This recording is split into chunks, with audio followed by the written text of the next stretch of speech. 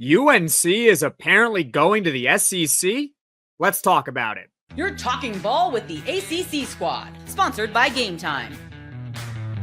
From Florida State to North Carolina, from Syracuse to Miami, and from NC State to California, it's the local experts of the Locked On Podcast Network, bringing you scoops, breakdowns, and the most comprehensive preview of the upcoming ACC weekend. Hang on, it could get loud, it could get heated, and it will definitely be fun.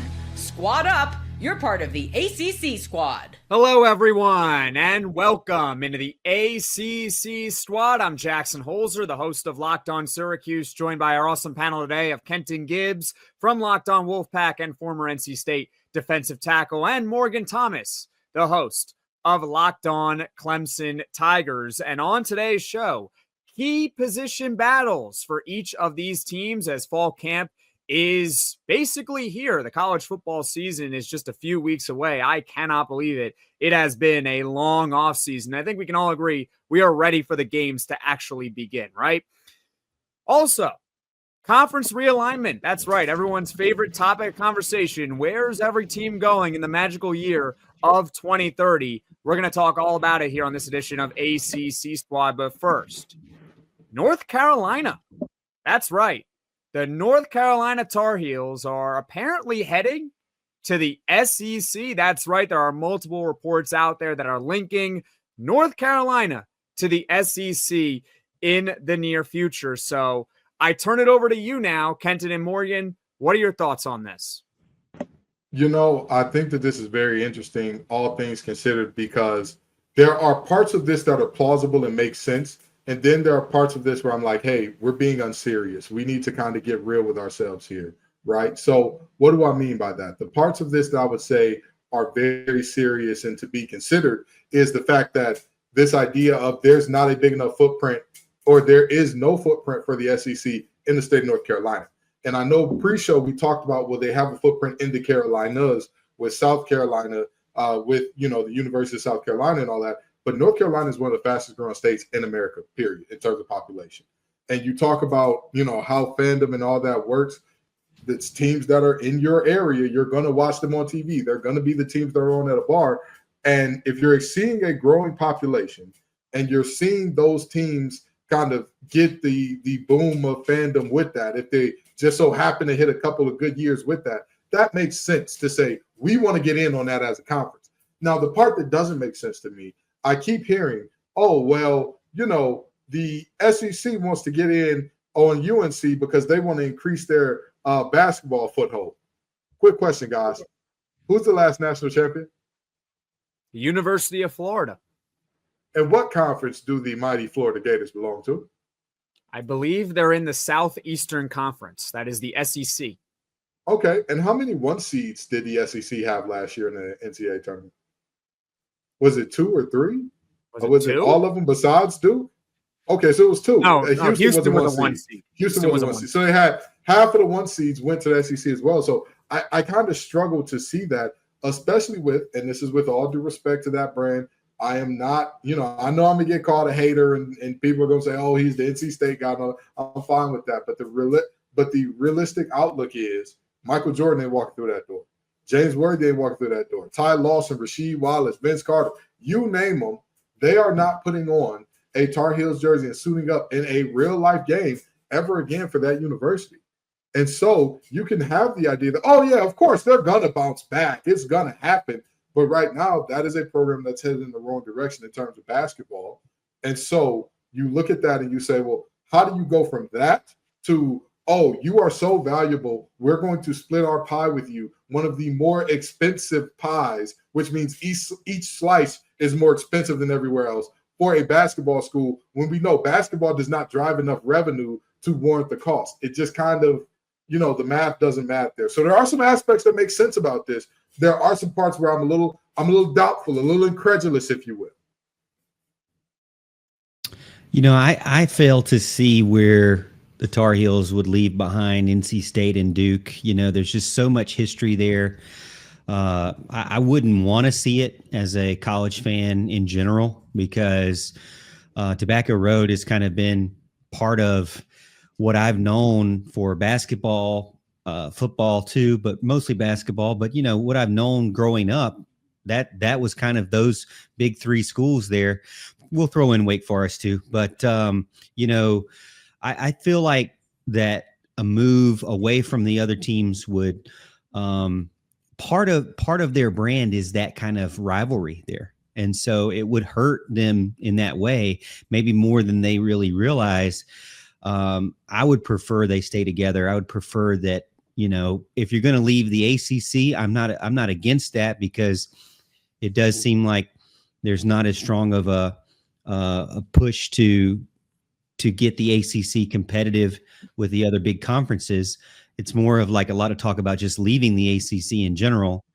I'm not against leaving the ACC, but to me, I've always been one where I'd rather just, if you're going to have the biggest teams in the conference leave, make a super conference where there aren't these key teams that are left behind that honestly, I don't have a personal interest in, but I do care about as a college fan in general. So,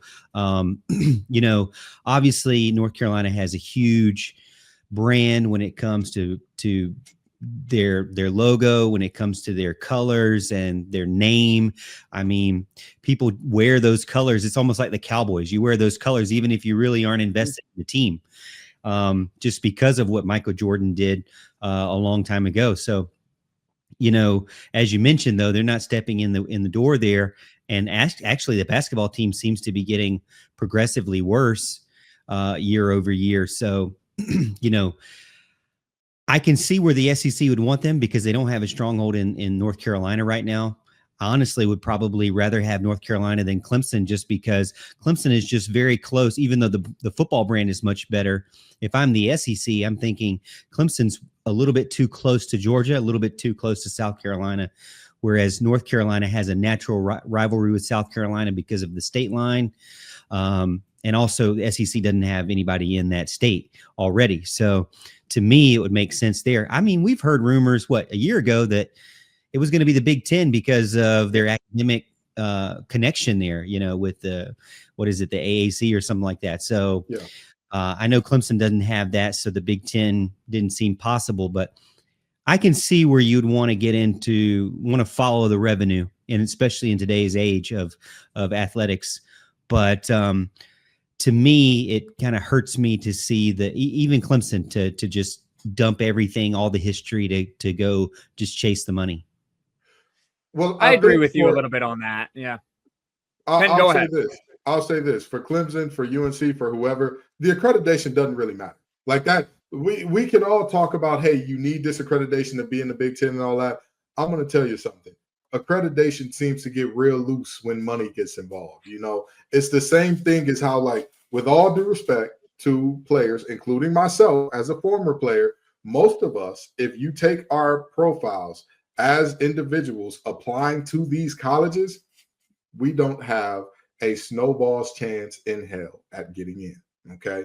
But all of a sudden, when you're big enough, strong enough, and fast enough, we'll overlook all that stuff. We don't need him to clear and be a genius. We just need him to get to a certain ACT that's a bare minimum. It's the same thing for these conferences in terms of that. And I will say the thing about the fit with the Big Ten in terms of academics, I definitely see that for UNC because they're not an ag school like many of the SEC schools are.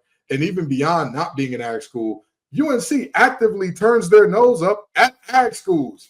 NC State guy here, I know this firsthand, but you look at these things and you say to yourself, the personality might not match. It might not make sense for a million reasons, but guess what? I can give you about 50 million other reasons why it would make sense for UNC if the SEC does decide to extend that offer, or if they have already decided to extend that offer. My only question is, and I'm going to leave this for you, Jackson, do you think that this is at all a tampering situation where we could potentially see something along the lines of Jim Phillips saying, hey, you're actively negotiating or bargaining deals with our teams when they're not available? That's a great question, and I don't think the SEC cares. I don't think they care at all if they are tampering, and I think that we've talked about tampering so many times. We usually talk about it more in the transfer portal and recruiting aspect of it. It just happens. People just talk. Like we're talking right now. People talk, people hypothesize all the time. And do you want to label it tampering, or do you not want to label it tampering? What is tampering at? Is it a formal offer? Is it a handshake deal? What is you feel like you know what tampering is when it actually happens? And if it's a gray area, we tend to not think that it's actually tampering. We kind of just look at it and say, I don't know. That kind of just seems sketchy. It's just people talking like us, right? But for me in North Carolina, the SEC, I just don't know why the SEC would truly, truly want them when it comes down to the money. Because The Athletic actually did a study of the most valuable teams in football, which I think we all know that football is the most important sport when it comes to conference realignment. No, it's not basketball. It's not about getting basketball brands into the SEC. They don't care about that. They care about your football. And North Carolina, I mean, they're up there. They're 26th overall, most valuable teams in college football. But is that enough to put them into the SEC? Because it's not just about, oh, well, could they be a decent fit? You know, it's good geography, North Carolina. It's also about, are you actually going to generate more money for the conference? Or are you making more money than you would be in the ACC, but everyone else is making less? Because if everyone else is making less because you're now in the conference, because the pie has gotten divvied up a little bit less, they're going to say no to North Carolina. And I'm not sure if North Carolina is big enough of a football program to where the SEC says, you know what, we're putting them in. Yeah, so that's where I'm at with North Carolina. I think there's a difference. I think when we're talking about tampering, I think there's a difference between us three talking and the head of an administrator and the head of a conference talking. Like, if us talking mattered, NC State would have got Justin Jolie the ball a little bit more last year. You know, if us talking was that important, unfortunately, you know, history will not remember it that way. But in all seriousness, I do get what you're saying in terms of, you know, tampering being this big thing that, you know, where do we define it? Where do we define it? How do we define it? And what's the enforceable penalty there? I 1,000% agree with you there. All right. Well, coming up, let's say North Carolina does go to the SEC. What happens to the rest of the ACC? We'll talk about that next on the Locked On ACC Squad. If you're trying to stay on top of your routine, whether that's workouts, long days on campus, or staying focused through back-to-back classes, hydration is where it all starts. Drip Drop is doctor-developed and scientifically proven for fast hydration. It uses the perfect balance of sodium, electrolytes, and glucose to help your body absorb fluids quickly, delivering 3 times the electrolytes and half the sugar of a leading sports drink. Right now, Drip Drop is offering Locked On listeners 20% off your first order. Just head to dripdrop.com and use code LOCKEDONCollege. That's dripdrop.com, promo code LOCKEDONCollege for 20% off. Stock up now before the heat hits hard. This is the Locked On ACC Squad. I'm Jackson Holzer, the host of Locked On Syracuse, joined by our awesome panel today. Just 2 more of us, Kenton Gibbs, the host of Locked On Wolfpack, and Morgan Thomas, the host of Locked On Clemson Tigers. Last segment, we discussed North Carolina, SEC. Does it make sense for both sides? We gave our thoughts on that. But what happens if it does happen, right? What happens if in the near future, sometime in the next few years, maybe by the magical year of 2030, when the revenue or not the buyout is not as bad for these teams anymore to leave the ACC, if North Carolina goes to the SEC, what do you guys think happens to the conference? What do you think happens to teams like Florida State? Or I'll toss it to you, Morgan. What happens to a team like Clemson? Well, I think we've already seen what Florida State and Clemson want to do, and that is stay together. I would assume that North Carolina being part of that mix as well. That's what I thought, you know, when this all kind of started, you know, a couple of years ago, that North Carolina was in the mix, but we just didn't hear anything from them. They didn't involve themselves in the lawsuit for whatever reason. It was led by Clemson and Florida State. And I think the revenue sharing model, be focused on the revenue generation, model, is going to benefit the Tar Heels. They're obviously willing to. They're a powerhouse in basketball, and they're going to get a lot of viewers, and that's going to help them. But make no mistake, they didn't hire Bill Belichick to be average at football either. So they got the best defensive mind, from the NFL. And whether or not you believe he was a national or a champion, a Super Bowl champion with or without Tom Brady, obviously not, but still one of the better football minds out there. That was by no mistake. They're not only moving to put themselves in the forefront of the football conversation, but also realign themselves with a strategy that's more NFL focused, with the way that they've been building their front office, with the way they're building their staff, with the way they're recruiting now. Much different than what we're used to in college, much more like what Deion Sanders has been doing. And they're going to be doing it in Chapel Hill. So that investment in the semi-pro, whatever look that this football is now, is heavy on the Tar Heels, and they seem to be fully invested in that and ready to spend the money. So to me, that's an eye opener, as you mentioned last segment, with the SEC. If I'm the SEC or the Big Ten, I'm like, hey, you know what? They're not just sitting around on their hands. They're out there proactively trying to make their program better, and in the sport that matters the most. So to me, they're a serious player, and they could move. But I still don't see how they're getting over the obstacle that Clemson and Florida State has, which is that grant of rights. It is a very large number. Even I think the article with The Athletic talks about even 10 years down the road, the number is estimated to still be significant compared to the money you're bringing in. So you think that number is going to go down to where it'll be an easy buyout? It's going to be a painful buyout even 10 years from now. Uh-oh, Kenton's muted. The UNC lobby is trying to silence me, and because they knew that the hammer is coming down here. I think it's very interesting that they would be the first domino to fall in terms of leaving the conference, when we know whatever you do, don't look up John Swafford, who his son is, or Raycom. Those three things completely unconnected, or where John Swafford played his college football. Don't look up those things. But with that being said, if they were the first team to leave, I think that you would just see an exodus of teams who could leave. Again, I think the biggest difference between this situation and what you had with the Pac-12 is the Pac-12 had multiple brands that could leave, and they all left at once. And not only did those brands that could leave at once, the rest of the teams kind of didn't have a good enough bearings about themselves to say, all right, what's our next game plan or play if these teams leave? The ACC does not have such a problem.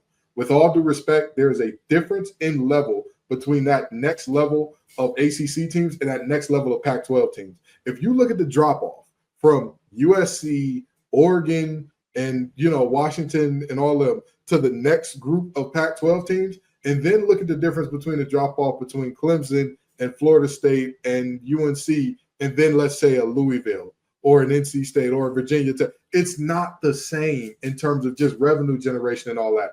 For Christ's sake, the two teams that we took in had deficits in their athletic departments. Like, that's just the reality in terms of what value is and who's bringing in what. They're in over their heads. So it's a situation where I think that we will very closely resemble what the Pac-12 is, where you don't have the heavy hitter per se, but you can still produce quality football by committee, more so than saying, hey, we'll have one or two teams that'll be our banner teams to carry it. No. We've got parity here. Anybody can win it in a year. And because anybody can win it in a year, we can have anybody as a playoff representative in a year. And because anybody can be our playoff representative, we can go from hey, isn't that the school with Herm Edwards? No, that's the school with Antonio Pierce where they do all that cheap. Wait, who's this Cam Scatterboo guy? Like, we can have that on multiple fronts with multiple teams. It's funny how you mentioned a little Big 12 reference there, because the Big 12 media rights deal ends 2030, 2031 academic year. And I wonder if you see this mini exodus from the ACC, because I don't think this is going to be a mass exodus. Because I think you guys articulated it well enough that there's just not enough teams in the ACC that are going to be able to fork over that money and then find another conference that's better, aka the Big Ten or the SEC. Sorry, love Syracuse. That I don't think the Big Ten would take them right now, and it's certainly not worth it to leave the ACC with that buyout. And there are a lot of schools that are in that category in the ACC. In fact, it's actually a debate with some of the top schools and whether or not the buyout will be worth it or not, depending on what conference is going to be able to take them, right? But the Big 12 media rights deal ends. And I wonder if the ACC is going to try to poach some of those teams. What do you guys think of that? You know, I think that the best path forward, and nobody wants to talk about this out loud, and people look at me like I'm a madman when I say this, the best path forward for both the ACC and the Big 12 is a merger. They don't want to accept it.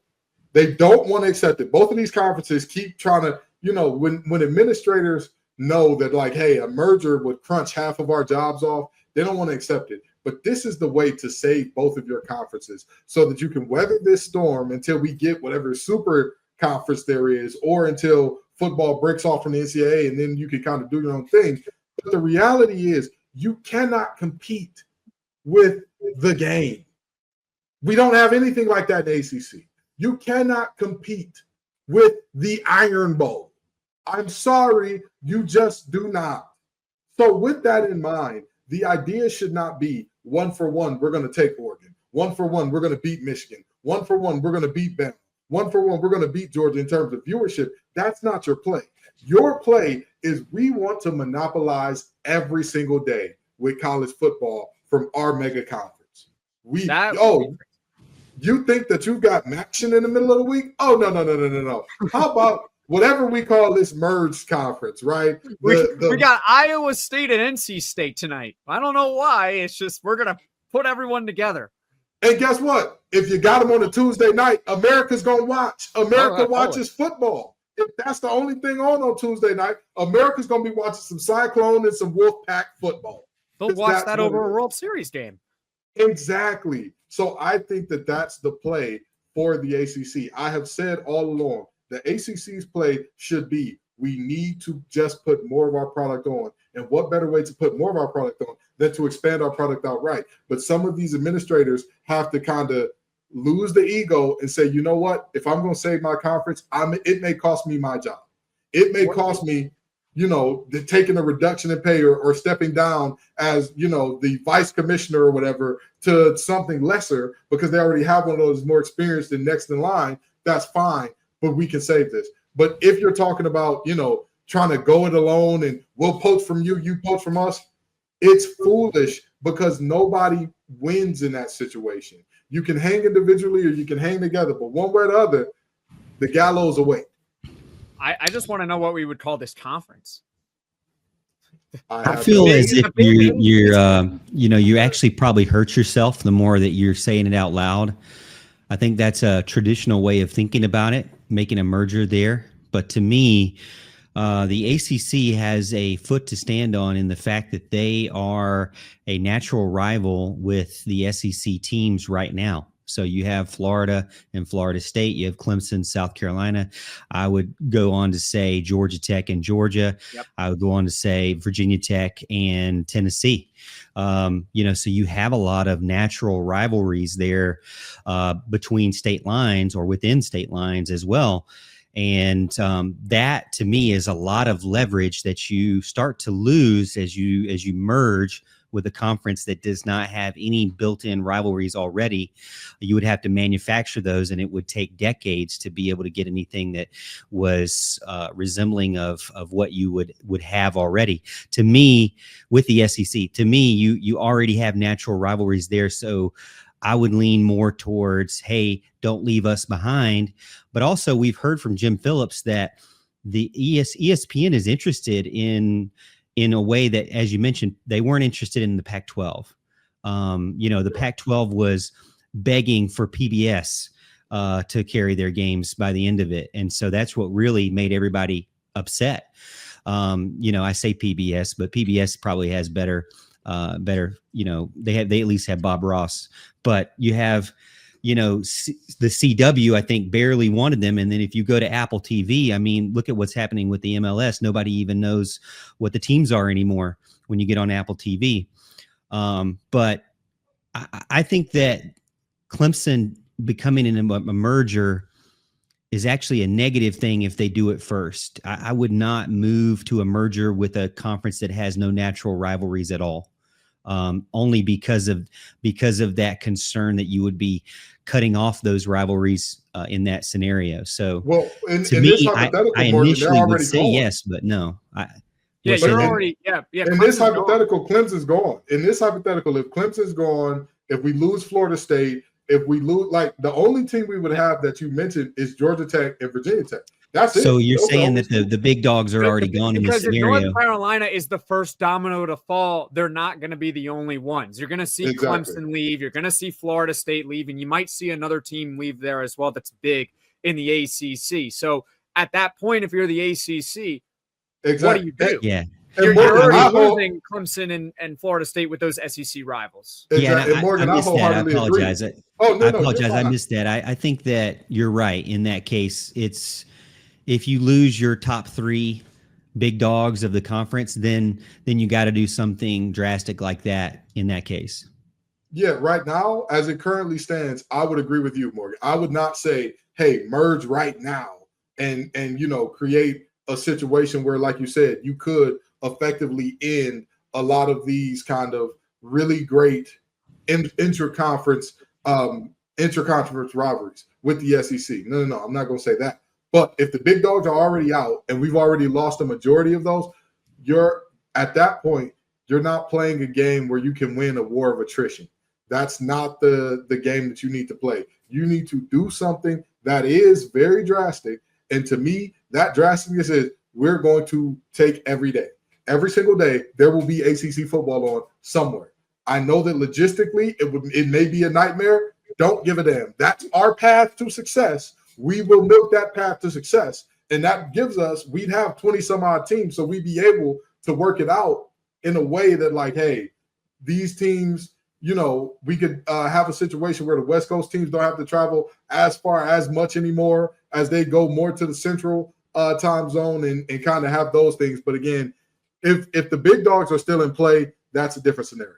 You would have to have kind of like an East and West. Yeah.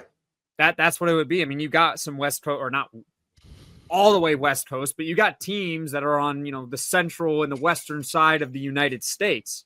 Absolutely. And you could sit here and say, okay, well, Stanford, you don't have to make 6 trips to the East Coast.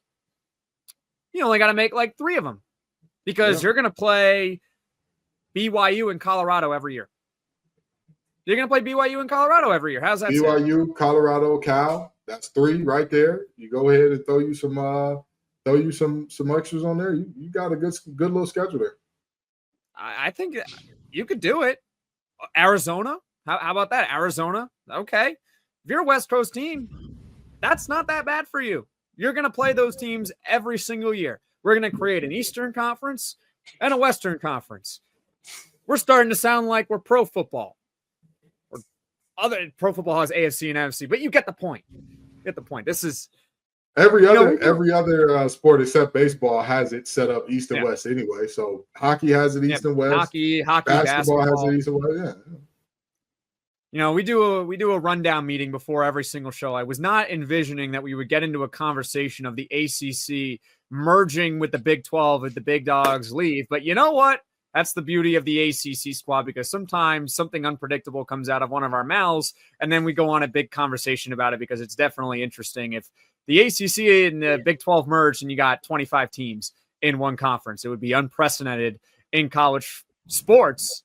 It would definitely be fun. And these sports shows definitely get loud. Atlantic Coast Conference, tired. Bi-coastal Conference, wired, ladies and gentlemen. Give me some bi-coastal Tuesday football. Oh, I love it. All right. Well, coming up, no more conference realignment talk. We're going to go over some key position battles because, this season for 2025 is fast approaching. So you're going to want to keep it locked in a Locked On ACC squad.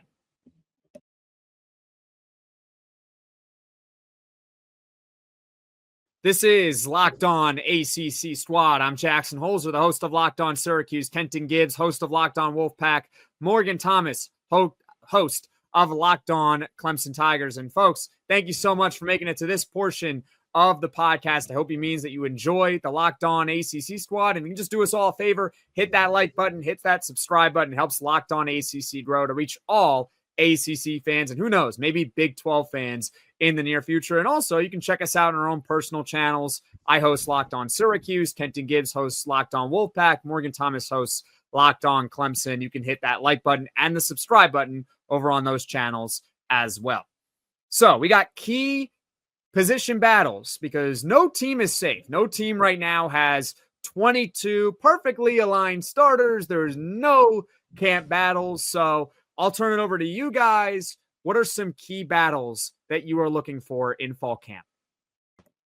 Well, obviously at NC State, you're looking at the receiver position where you have a deep receiving room of guys. It's just a logjam of you only have so many snaps, and how can you play all of these guys? You have Noah Rogers, Wesley Grimes, Jonathan Paylor, Keenan Jackson, Terrell Anderson, Tank Boston. I mean, you name it. There are just players out the wazoo that have all shown promise in flashes, or at least have been talked about in that way. And even beyond that group, the edge rushing group, which I talked about a lot as a big concern for NC State in terms of, hey, who's going to generate that pass rush from the outside? Brandon Cleveland is going to hold you down on the inside. Travali Price is a somewhat known commodity at one edge, but let's just be honest.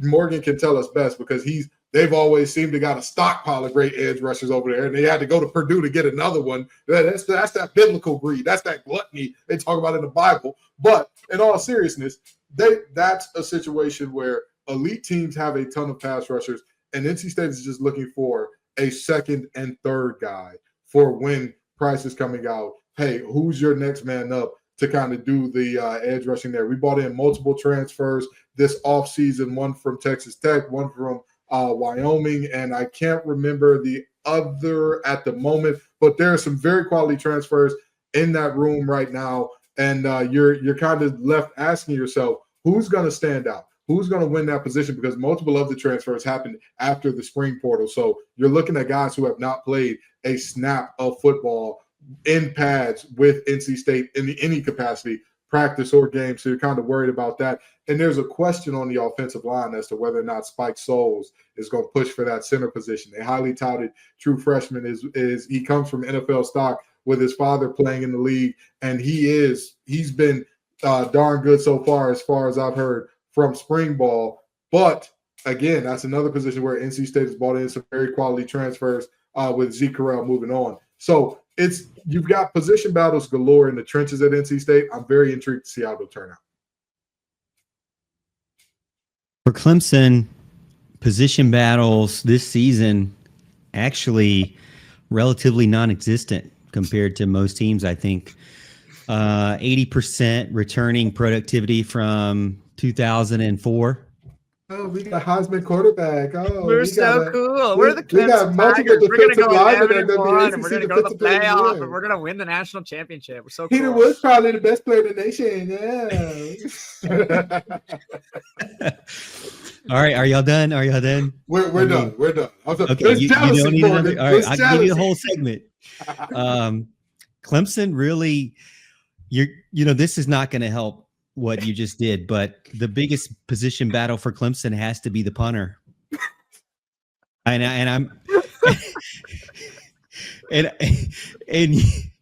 you think I'm kidding, but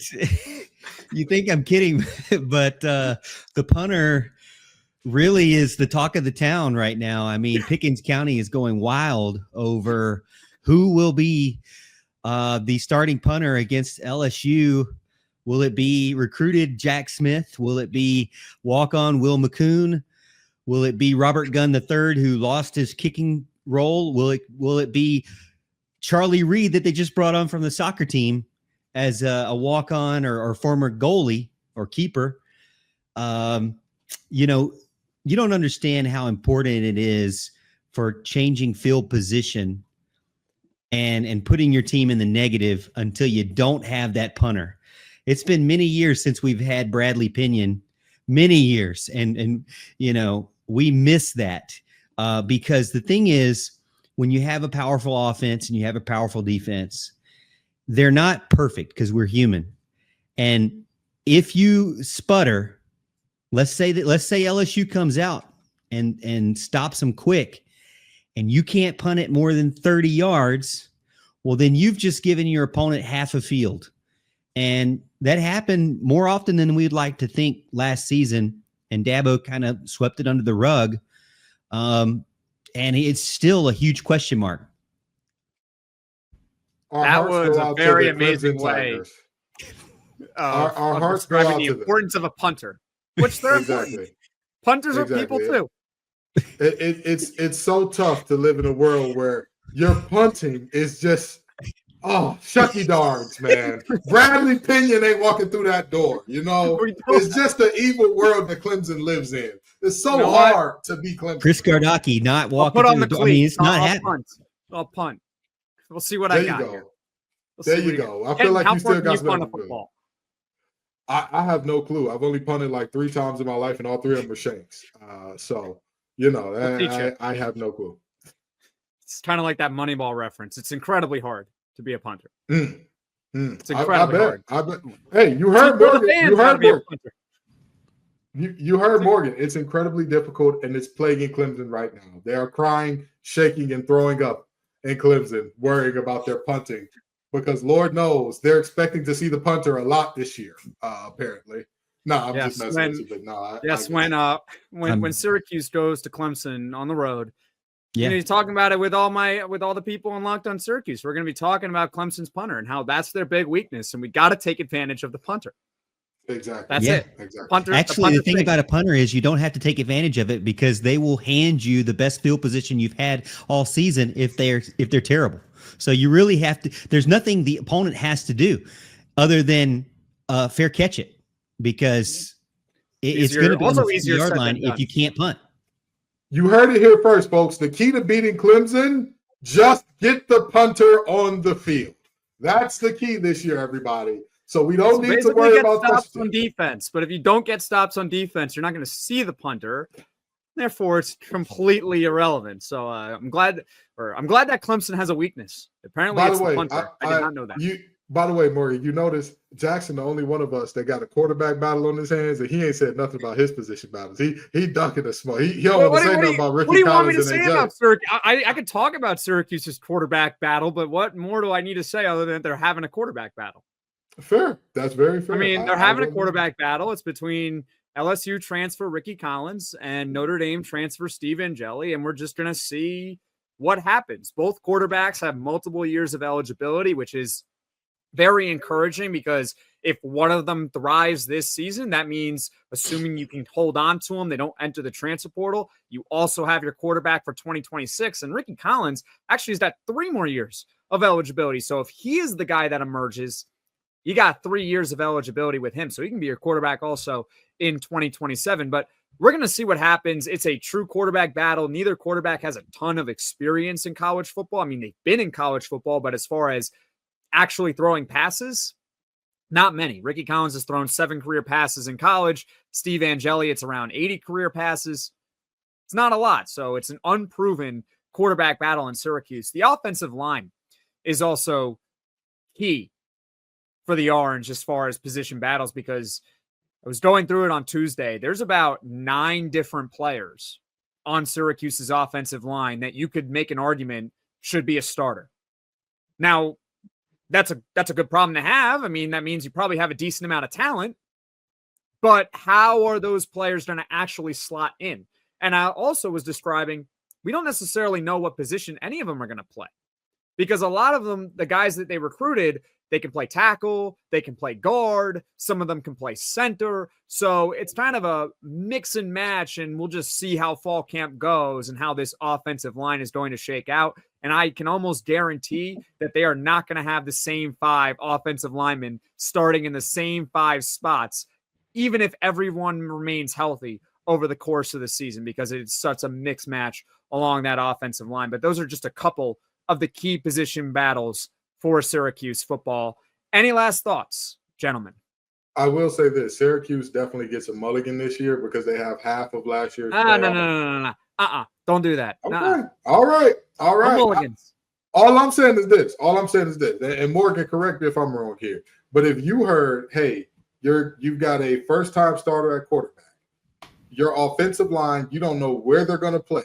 You don't know who's going to play where. These guys have not played together much. You lose your star wide receiver in the last part of the offseason pretty much there. And, you do all of this, and we expect you to be good the next year. Oh, and you have one of the toughest schedules in the country, too. You got 4 playoff teams last year. Half of the playoff on your schedule. And I'm supposed to sit here and say, oh, yes, that team, bring it on, 10 wins. No. What I'm saying is make a bowl. Make a bowl. That's what I'm asking for. Making a bowl is a mulligan after you just won 10. That's a mulligan in comparison. If that's your definition of mulligan, then fine. Yeah. I expect them to be somewhere between. I'm not giving this team excuses to miss a bowl. I expect them somewhere between 5 and 7 wins. I expect that. I think that's kind of where I have them too. I think that's a good season for them. Anything beyond that, Fran ain't gonna be there no more. He's not gonna be there no more. He gonna get Don't some tell calls. Syracuse fans that. Don't tell Syracuse fans that. They don't want I know he said Newark is home and all that. $10 million a year, you'll find a new home. $12 million a year, you'll find a new home. We need to call the Big 12 right now for a merger so we can get Fran Brown more money. All right. Well, this has been the Locked On ACC Squad. I'm Jackson Holzer, the host of Locked On Syracuse. I have the Syracuse background behind me in case you couldn't tell by now. Kenton Gibbs, the host of Locked On Wolfpack, and Morgan Thomas, the host of Locked On Clemson Tigers. We will be back next week with another edition of the Locked On ACC Squad.